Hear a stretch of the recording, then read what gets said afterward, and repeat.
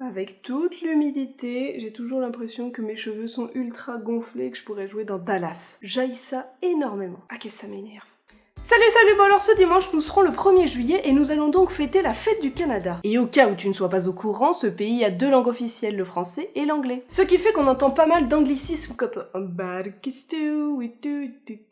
ce qui fait qu'au Québec, dans le langage courant, on entend quand même pas mal d'anglicismes. Dans les précédents épisodes que j'avais fait sur les anglicismes au Québec, à chaque fois je vous avais dit de m'en donner dans les commentaires, qu'on les utilise en France ou au Québec, peu importe. Vous m'en avez donné plusieurs et je me suis dit bah tiens, pourquoi pas les mélanger avec ceux que j'ai. Et tu l'auras donc compris, aujourd'hui nous allons parler d'anglicisme.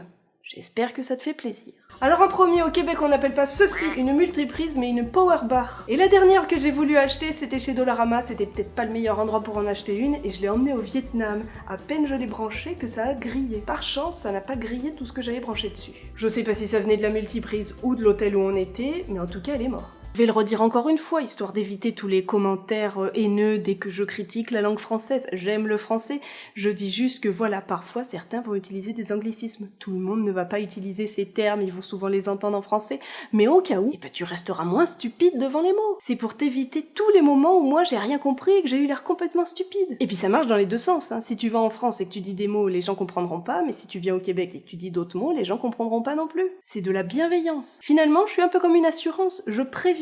Ensuite, ceci, en France qu'on appelle des chamallows, des marshmallows, ici on appelle ça des guimauves. C'est vrai que oui, ça s'appelle comme ça en vrai. Quand on a trop forcé sur l'alcool, le lendemain on va pas dire qu'on est hangover, mais on va dire que c'est un lendemain de veille. Donc le film Hangover ici s'appelle Lendemain de veille. Preuve à l'appui. Au Québec, on ne va pas faire du mini-golf, mais on va faire du mini-putt. On ne fait pas non plus du skate, mais de la planche à roulettes. Pendant les Jeux Olympiques d'hiver, il y a eu une épreuve, ça se passait dans des half-pipes, les trucs qui sont creusés comme ça dans la neige. Et bah ici, on appelle ça l'épreuve demi-lune. Donc un half-pipe, on appelle ça une demi-lune. Au Québec, ceci n'est pas un briquet, mais c'est un lighter. Quand on veut construire une cloison, ici on ne dit pas qu'on utilise des plaques de contreplaqué, mais des plaques de plywood. Plywood veut dire en fait contreplaqué. Ni plus ni moins. J'ai une putain de 3e guerre mondiale dans mon utérus, ça fait affreusement mal. Toutes les filles comprendront, si les gars vous comprenez pas, filez-vous un coup de pied où je pense. Vous comprendrez. Oh. On y retourne.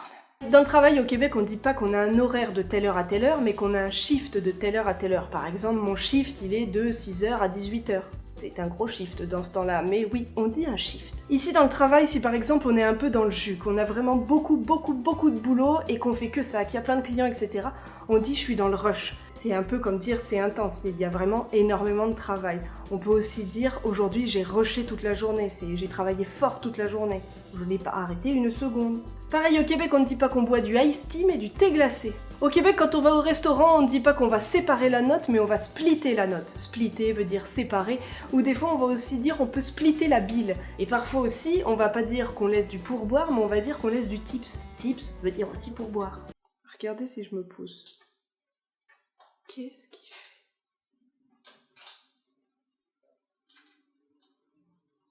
Oh, ça va comme tu veux?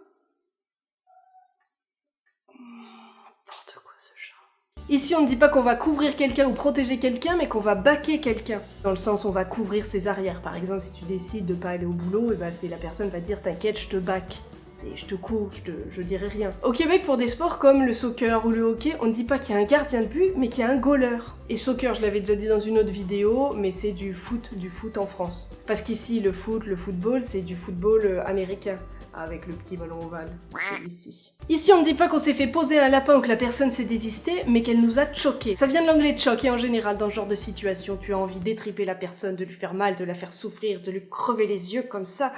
Oui, tu n'as pas des pensées très sympathiques pour la personne qui vient de te poser un lapin ou qui vient de te choquer. Au Québec, on ne parle pas de voyage low cost, mais on parle de voyage au rabais. Quand t'es à fond sur une série et que tu veux plus regarder tes réseaux sociaux parce que t'as peur de te le faire spoiler, et ici on dit qu'on a peur de se faire divulgacher. Spoiler, divulgacher. Je comprends pas pourquoi en France on n'utilise pas le mot divulgacher. Peut-être parce que c'est juste très long. Si vous suivez mes vlogs, vous avez vu ma nouvelle passion pour les puzzles. Et ici, on n'appelle pas ceci un puzzle, non, on appelle ça un casse-tête. Cela dit, c'est vachement mieux que de dire puzzle, parce qu'on n'est jamais d'accord sur la prononciation du mot puzzle. Puzzle, comment le dire réellement? Dans le fond, c'est vachement mieux de dire un casse-tête. Et d'ailleurs, il était fait, mais Gus l'a détruit.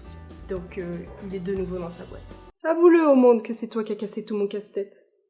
Pourquoi t'as fait ça? Mon bibou. Et pour finir, au Québec, on n'appelle pas ceci un pot de choucroute, mais une jarre de choucroute. Ça pourrait être aussi une jarre de haricots, une jarre de petits pois, une jarre de sauce tomate. Mais c'est une jarre. Je te rassure, tu peux aussi appeler ça un bocal ou un pot quand même, ils comprendront. Et oui, on a de la choucroute.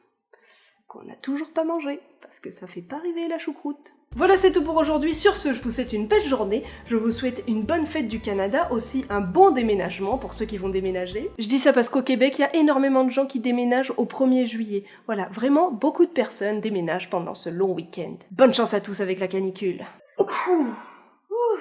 Ah non, on ne tombe pas malade. On ne tombe pas malade. Bref, n'hésitez pas à mettre un petit pouce bleu si vous avez aimé cette vidéo. N'hésitez pas à m'en donner d'autres dans les commentaires. Vous pouvez aussi me retrouver sur mes différents réseaux sociaux, partager cette vidéo et bien évidemment, comme je le dis à chaque fois, vous pouvez vous abonner. Allez, bisous bisous. Moi, les anglicismes, j'aime ça autant en France qu'au Québec.